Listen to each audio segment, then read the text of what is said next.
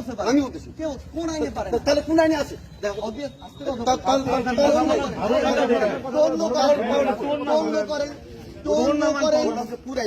করে কথা বলে। না না, এটা অফিসিয়াল কোনো মিটিং না, এটা অফিসিয়াল। আমি তাদেরকে জিজ্ঞাসা করতে চাই।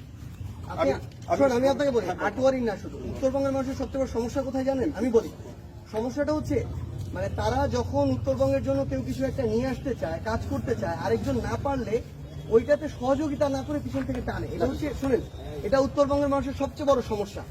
ব্যাপারটা হচ্ছে, আপনি আপনার জায়গাতে মনে করেন কিনা যে আমি উপজেলার জন্য কিছু না কিছু একটা নিয়ে আসতে পারবো, এটা মনে করেন কিনা?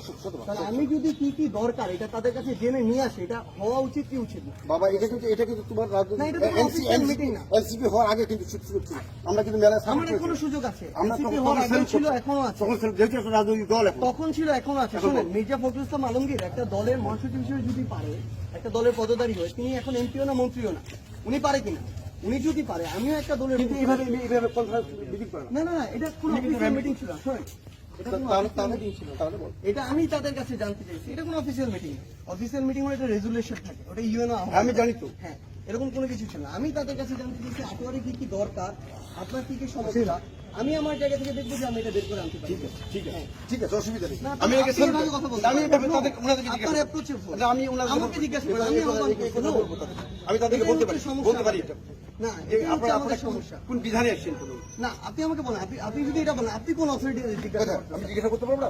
না না, আমি নাগরিক হিসেবে জিজ্ঞাসা করছি। রাজনৈতিক দলের মুখ্য সংগঠকের সাথে বলতে করতে পারে না, সরকারি কর্মকর্তা অনির্বাচিত নির্বাচিত। আমি বলতেছি, কোন আইনে পারে? তাহলে কোন আইনে আছে?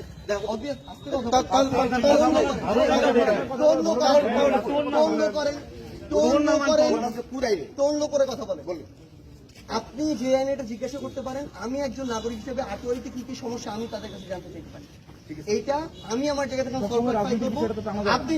আপনি যদি আটোয়ারির মানুষ হিসেবে এটাতে হেল্প করতে চান, আমি আপনাকে বলতেছি আমাকে এই জায়গায় হেল্প করেন, আপনি আমাকে হেল্প করেন। এটাই আমি ওনাদের কাছে জানতে চাই।